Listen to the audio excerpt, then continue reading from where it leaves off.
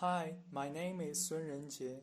Today, I'm extremely honored to present you my RMSC4102 research topic on systematic risk and timescales by Ramsey Gencay, Selcuk, and Brendan Whitcher. In this presentation, firstly, I will give you an introduction on capital asset pricing model and beta estimation. Then the new approach, wavelet multi-scale analysis, will be raised to cope with limitation of usual beta estimation. Afterwards, I will redo the methodology and reproduce empirical results in the research. Similar methodology will be applied based on Hong Kong stock market data. Lastly, I will talk about the improvements of methodology, potential extensions, and final note in the conclusion. So first of all, we need to know the form of capital asset pricing model. This model was firstly introduced by Sharp and Lintner. It predicts the stock premium should be proportional to the market premium, which takes the form of the following equation.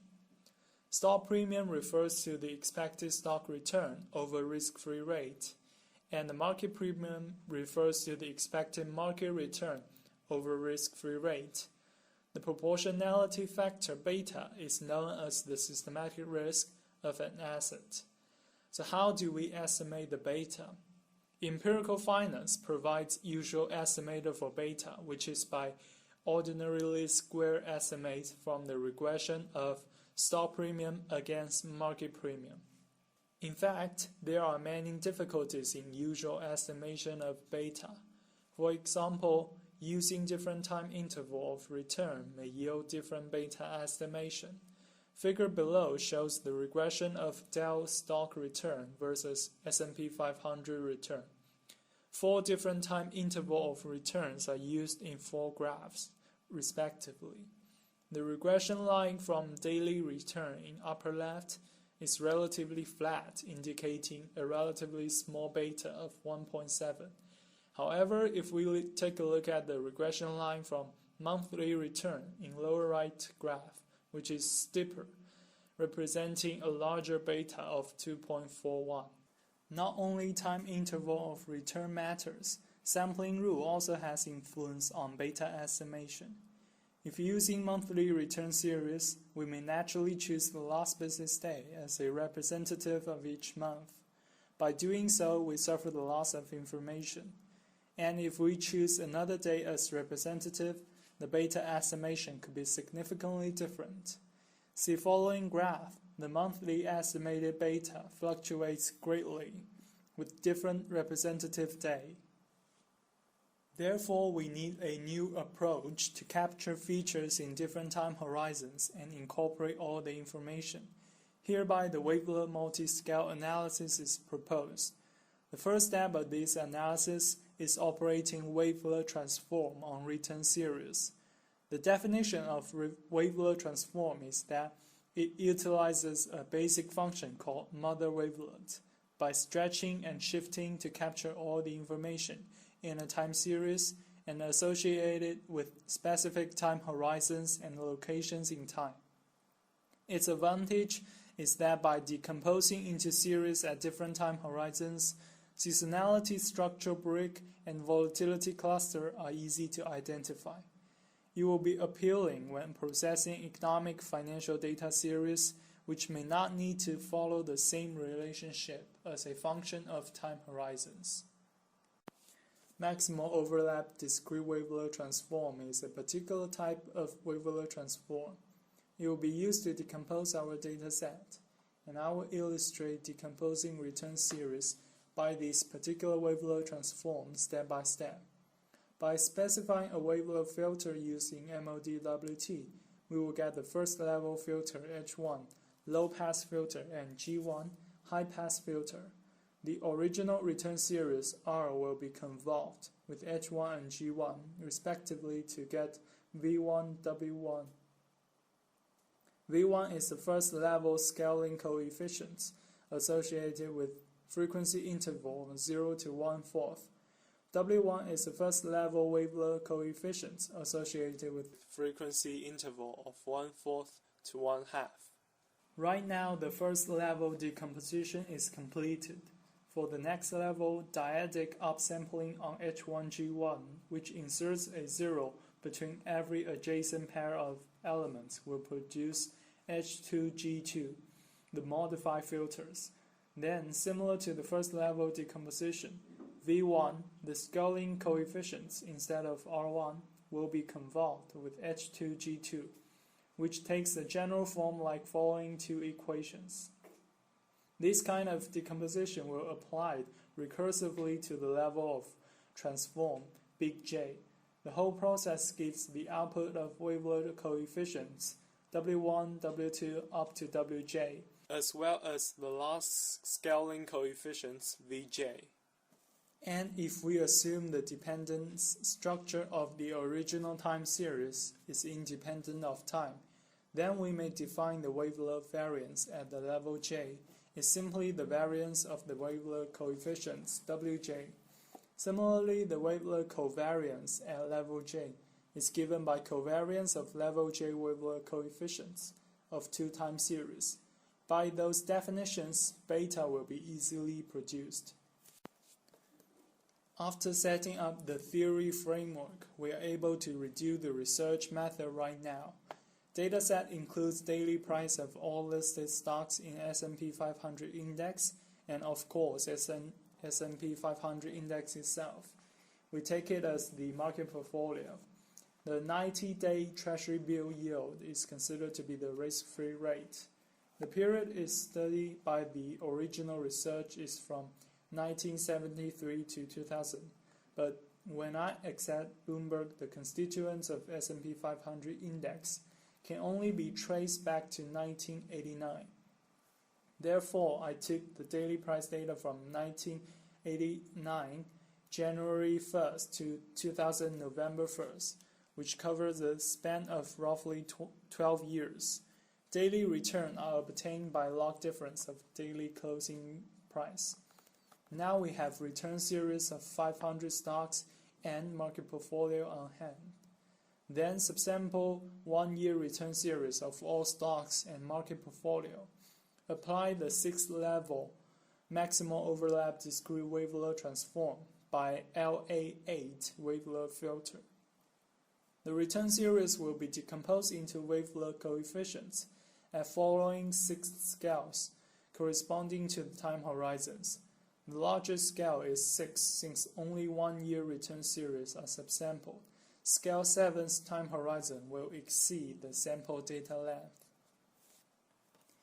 After getting wavelet coefficients at each scale, wavelet estimated beta at level J can be easily derived by wavelet covariance between market premium and stock premium divided by wavelet variance of market premium at scale J, which has been discussed before. Afterwards, at each scale, stocks will be ranked by the wavelet estimated beta at the end of each year. 10 or 15 portfolios with equal weighting from beta ranking will be formed, which means first portfolio will contain lowest beta stocks while the last portfolio contains highest beta stocks. Portfolio beta will be recorded as well as the following year portfolio return. Then the output will be 10 or 15 portfolios, average daily return and average beta for 6 scales. Plotting all the portfolio average return versus portfolio data will reveal the prediction power of beta for each scale. These 6 graphs are the plotted output. The average daily return has been yearly compounded for presentation purpose. Notice that as the scale increases from 1 to 6, the relationship between the beta and the return becomes steeper. The ordinary least square estimates are conducted corresponding to each plot to show more statistical evidence. Slope and constants are multiplied by 100 for reporting purpose. 1 star refers to 10% significance interval, 2 star refers to 5% significance interval, 3 star refers to 1% significance interval. The slope is showing an increasing trend with increasing scale. The significance level and R-square also statistically support the increasing pattern. Therefore, the first inference is that the magnitude of slope coefficients increases as wavelet scale increases. For example, 1 unit increment of beta results in 0.0076, which is equivalent to annual compound rate of 1.92% return increases at the first level. The same increase in beta will result in annual compound 9.45% return increase at the sixth level. Thus, we may conclude that the predictions of CUHK model are more powerful at higher wavelet scale, which is associated with medium-long run time horizon. The same methodology is applied on Hong Kong stock market. The dataset includes daily price of all listed stocks in HSI index and market portfolio HSI index. Consider the risk-free rate as Hong Kong government 10-year bond yield. The period is taken from January 1st to the last day of 2010, which covers a span of 11 years. Daily return are obtained by log difference of daily closing price. However, the result is somewhat not that satisfactory. The increasing pattern of slope as scale increases is not obvious to see. Only at scale 5 the slope is positive, while slopes in other scales are quite flat. We turn to the OLS estimate to find statistical evidence. The slope coefficient is slightly increasing as scales increases but are not statistically supported by significance level and R-square. Therefore, we have the first inference of trivial increasing pattern, supported by little statistical evidence. The possible reason could be that there are less than 50 stocks in HSI index, resulting in less than 5 stocks in each portfolio. Therefore, it is likely that portfolios has large exposure to idiosyncratic risk, which may influence our estimation on systematic risk.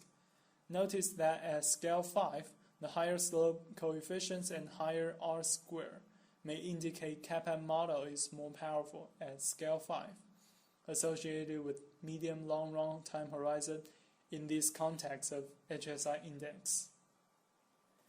Now we reach the conclusion part.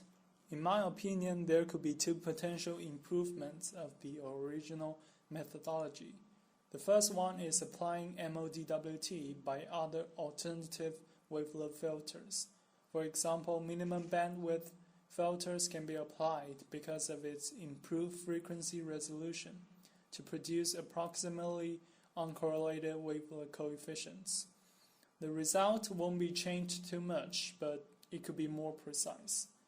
The second improvement is placing criteria on portfolio construction.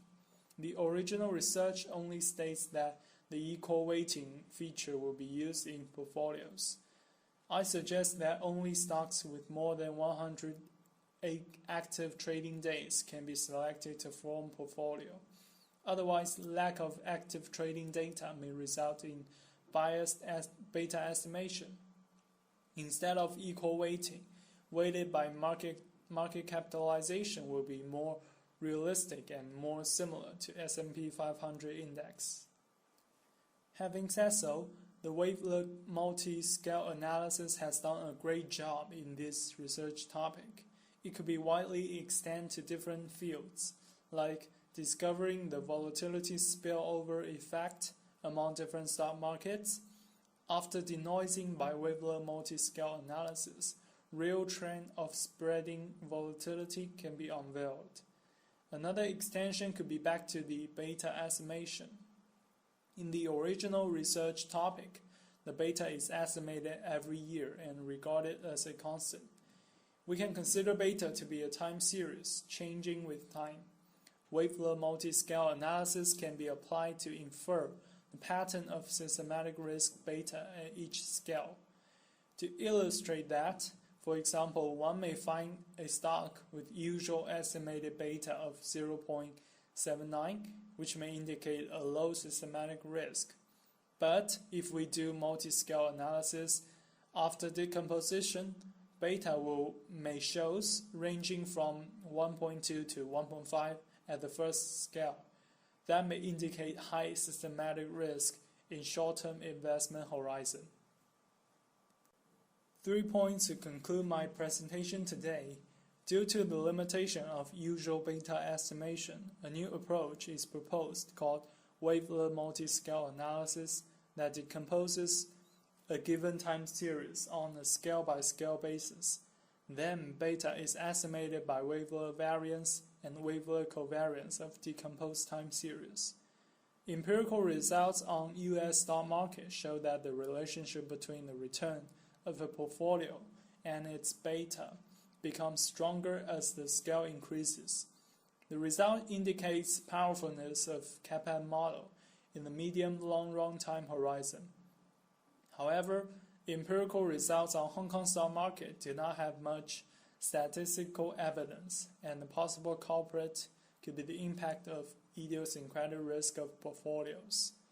Last but not least, wavelet multi-scale analysis could be widely applicable to many fields by lowering signal-to-noise ratios to discover different trends or patterns at different scales. So this is the end of my presentation. Thank you for listening.